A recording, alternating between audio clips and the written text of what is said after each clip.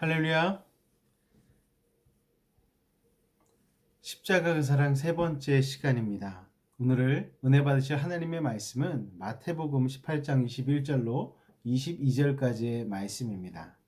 말씀 읽겠습니다. 그때에 베드로가 나와 이르되 주여 형제가 내게 죄를 범하면 몇 번이나 용서하여 주리이까 7번까지 하오리이까. 예수께서 이르시되 내게 이르노니 7번뿐 아니라 7번을 70번까지라도 할지니라. 아멘.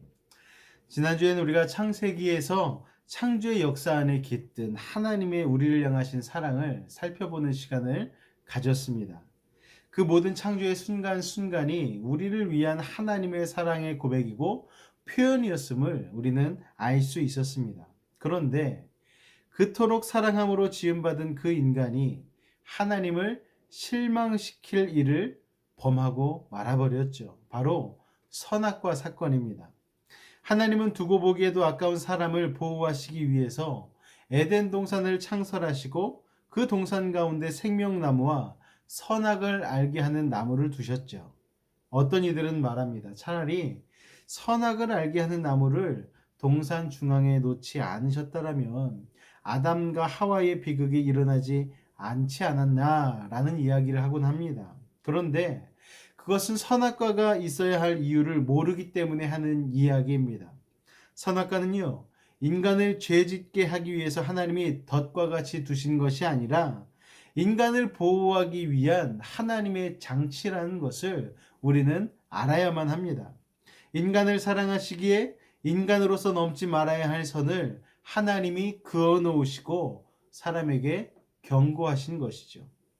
에덴 동산의 모든 것이 다 아담과 하와의 것이었습니다.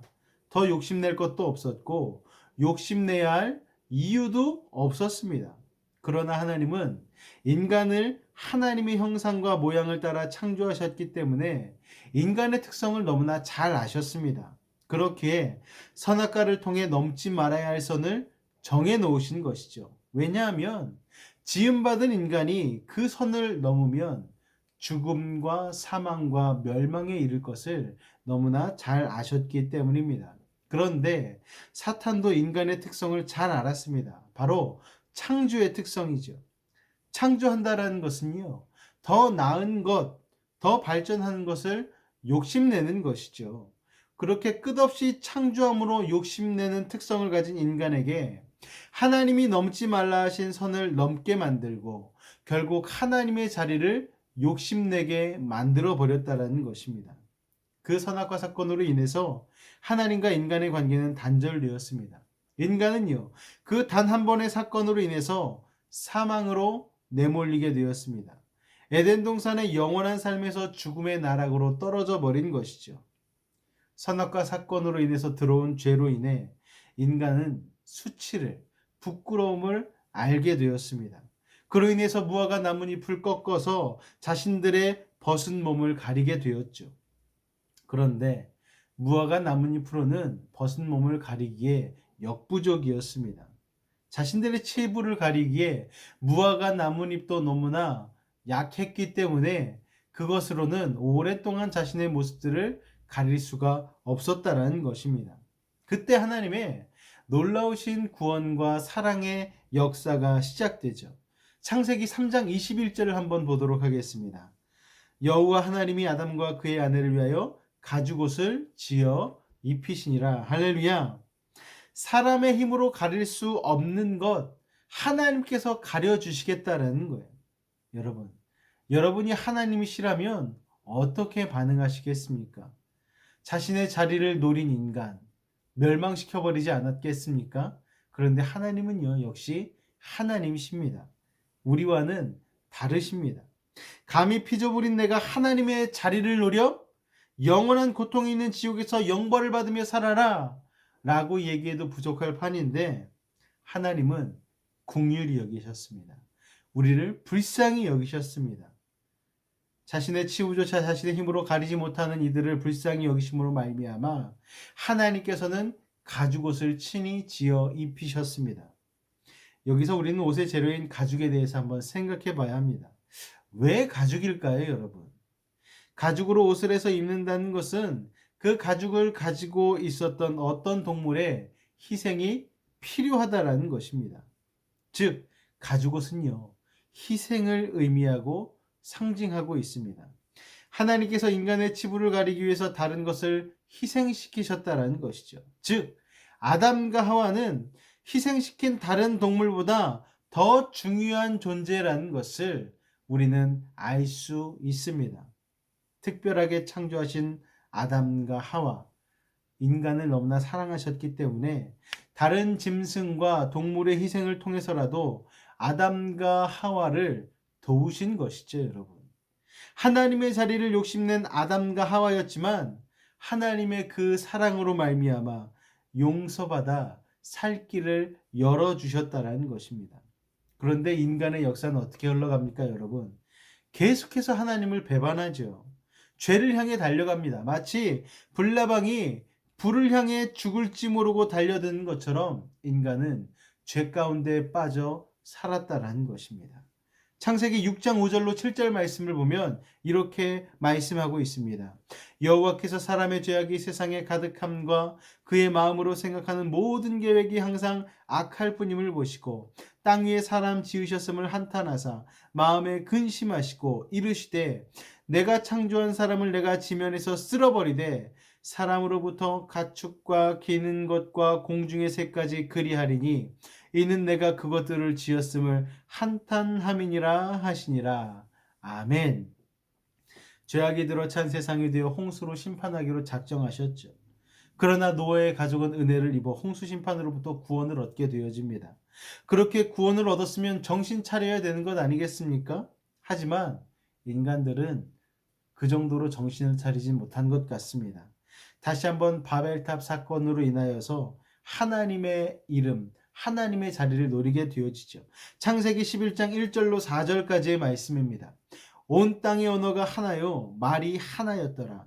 이에 그들이 동방으로 옮기다가 시날 평지를 만나 거기 거류하며 서로 말하되 자 벽돌을 만들어 견고히 굽자 하고 이에 벽돌로 돈을 대신하며 벽청으로 진흙을 대신하고 또 말하되 자 성읍과 탑을 건설하여 그 탑 꼭대기를 하늘에 닿게 하여 우리 이름을 내고 온 지면에 흩어짐을 면하자 하였더니. 아멘. 홍수 심판을 경험한 인류가 정신을 못 차리고 하나님의 이름을 높이는 것이 아닌 자신들의 이름을 높이고자 탑을 쌓기 시작한 것입니다. 그러한 그들을 하나님께서는요, 언어를 혼잡게 하심으로 말미암아 흩어버리셨습니다. 그러나 그 이후로도 성경을 통해 알 수 있듯 인간의 죄의 역사는 계속해서 반복되어지죠. 타락하고 심판하고 회개하고 회복되어지고 이런 역사가 계속해서 반복되게 되었습니다. 그리고 결국 이 죄의 역사의 반복에 하나님의 은혜로 말미암아 하나님이 마침표를 찍기 위해 하나님이 중대한 결심을 하시죠. 바로 하나뿐인 독생자 예수 그리스도를 이 땅에 보내시고 십자가에 희생시키심으로 말미암아 인간 죄의 악순환의 고리를 끊어버리신 것입니다. 그로 인해서 도저히 끝나지 않을 것 같았던 인간의 죄의 고리가 끊어져 버린 것이죠. 이 구원의 역사에서 우리는 하나님의 용서의 크기를 알 수가 있습니다. 얼마만큼 용서할 수 있느냐를 결정하는 것은 얼마만큼 사랑하는가입니다, 여러분. 즉, 사랑하는 크기만큼 용서가 결정된다는 것입니다. 이미 지난 말씀에서 창조의 역사를 통해 우리를 향하신 하나님의 그 놀라우신 사랑에 대해 우리는 배웠습니다. 그리고 그 사랑의 크기를 측량할 수는 없지만 오늘 우리가 읽은 본문 마태복음 18장에서 말씀하시는 예수님의 용서의 횟수를 통해서 그 크신 사랑하심을 가늠해 볼 수가 있습니다. 바로 하나님의 사랑의 크기는요, 70번씩 7번 용서하실 수 있는 사랑이라는 것이죠. 사람은요, 아무리 용서를 잘해도 3번 용서하기가 힘듭니다. 법에서도 같은 죄를 반복해서 저지르면 가중처벌을 합니다. 내 자녀도 같은 잘못을 여러 번 저지르면 용서하기가 참 쉽지 않습니다. 그런데 예수님 말씀하시죠. 7번뿐 아니라 7번을 70번까지라도 할지니라. 계산기 한번 두들겨 보니까요. 7 곱하기 70이니까 490번까지 용서하라는 거예요. 3번 용서하기도 힘든데 490번 용서하라는 것은 무슨 말입니까? 끝까지 용서하라는 것입니다. 여러분. 성경에서요. 숫자 7은 완전함을 의미합니다. 그 완전한 숫자 7에 70이란 완전함을 곱했으니 결국 끝까지 완전히 용서하라는 메시지인 것입니다. 그 얘기를 하시면 예수님은 한 예화를 드십니다. 바로 10,000달란트 빚진 자에 대한 이야기입니다. 주인과 종들이 결산을 하는 시간을 가졌습니다. 그런데 무려 10,000달란트나 빚진 종이 있는데 불쌍히 여겨 빚을 탕감해 줍니다. 그런데 그렇게 용서받고 나가던 그 종이 나가서 자기에게 100데나리온 빚진 동료 한 사람을 만나 빚을 갚으라 하죠. 그런데 빚을 갚지 않자 빚을 갚도록 옥에 가두어 버렸습니다. 그러자 그 동료들이 이 모습을 보고 주인에게 알립니다. 주인은 괘씸히 여기죠. 그래서 10,000달란트 빚진 종을 책망하고 빚을 다 갚도록 옥에 가두어 버립니다. 그러면서 예수님 말씀하십니다. 마태복음 18장 35절 말씀입니다. 너희가 각각 마음으로부터 형제를 용서하지 아니하면 나의 하늘 아버지께서도 너희에게 이와 같이 하시리라. 할렐루야. 10,000달란트 빚진 종을 용서한 주인처럼 도저히 용서받을 수 없는 죄인인 우리를 하나님께서 측량할 수 없는 사랑으로 용서해 주셨으니 우리도 형제를 용서하라는 것입니다. 쉽지 않은 용서이지만 우리가 죄를 탕감받은 것을 생각하면 우리도 용서할 수밖에 없음을 이야기하고 있죠. 그러나 내가 용서했으니 너도 용서하라는 것은 어떻게 보면 강요처럼 보일 수가 있습니다. 그렇게 느껴질 수가 있죠. 그러나 용서해야 할 이유에 대해 생각해 보면 용서는 우리를 위한 것임을 알 수 있습니다. 용서는요. 용서하는 자를 위한 것임을 여러분 알아야만 합니다. 하나님이 말씀하시는 용서는 죄 지은 자를 위한 것이라고 생각하지만 그렇지 않습니다. 용서는요. 용서하는 자를 위한 것입니다. 죄지은 자를 용서하지 않고 마음에 두고 있으면 우리의 마음은 병듭니다. 우리는 독사가 아니잖아요. 뱀이 아니잖아요. 복수를 위한 독을 품고 있으면 우리 자신이 품고 있는 그 독으로 말미암아 우리 자신이 병들어 버린다라는 거예요. 우리를 지으신 하나님은 우리가 독을 품고 있을 만한 독사 같은 존재가 아닌 것을 아시기 때문에 용서하라고 말씀하신 것이죠. 예전에 무협 영화들을 보면 아버지의 복수를 갚기 위해서 사는 아들의 모습이나 제자의 모습들이 나옵니다. 그런데 원수는요, 또 다른 원수를 낳기 마련입니다. 결국 돌고 도는 것이죠. 누군가 하나가 용서를 해야지만 복수의 굴레가 멈춰지는데 그걸 하지 못해서 집안과 집안이 원수가 되고 나라와 나라가 원수가 되는 지경에 이릅니다. 용서함으로 자신이 품은 복수의 칼을 내려놓을 때 비로소 일상으로 돌아가 삶을 누릴 수 있게 됩니다. 용서하지 못하고 독을 품고 있게 되면 우리는 스스로 괴로워지고 몸과 마음이 무너지게 되죠. 그러므로 독을 뱉어야 합니다. 용서함으로 평안의 길로 가야 합니다. 용서는요, 하나님을 닮아가는 과정에 있습니다. 이 사순절 우리가 묵상하고 있는 십자가는요, 용서의 모범이자 모델이지요. 10,000달란트 빚진 것처럼 인간의 능력으로는 도저히 갚을 수 없는 죄의 대가를 하나님이 친히 갚아주신 것입니다.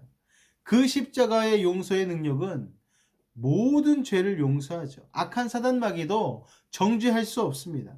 예수 이름으로 지은 죄를 회개하기만 하면, 고백하기만 하면 죄 사함을 얻는 것입니다. 하나님께서는 숱한 배반과 죄의 역사를 가진 인간을 끝까지 품으시고 용서하셨습니다. 70번씩 7번이 아니라 끝까지 용서하신 하나님의 사랑인 것입니다.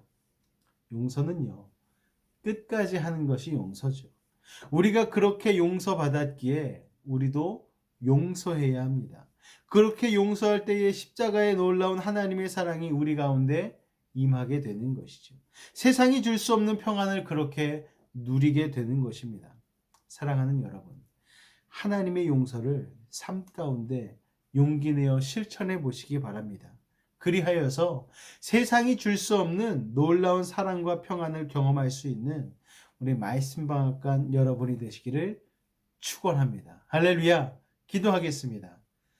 사랑의 주님, 하나님의 놀라우신 은혜와 사랑으로 그 십자가로 용서함을 받은 우리 아버지 하나님, 이제 용서받은 우리가 하나님을 닮아 그 용서를 실천하는 자가 되어지길 원합니다. 이 사순절 기간 하나님의 그 놀라운 사랑을 깨달음으로 말미암아 이제 우리도 하나님의 그 사랑 실천하기를 원하오니 오늘 말씀과 같이 7번씩 70번을 용서할 수 있는, 즉 끝까지 용서할 수 있는 하나님의 사랑을 닮아갈 수 있도록 몸부림치며 살아갈 수 있도록 아버지 하나님 도우시고 인도하여 주옵소서. 함께 하신 믿사오며 예수님의 이름으로 기도하옵나이다. 아멘. 할렐루야. 이 사순절 기간 주님 안에서 용서의 삶을 실천하며 열매 맺는 귀한 말씀방앗간 성도 여러분 되시기를 예수님의 이름으로 축원을 드립니다. 할렐루야.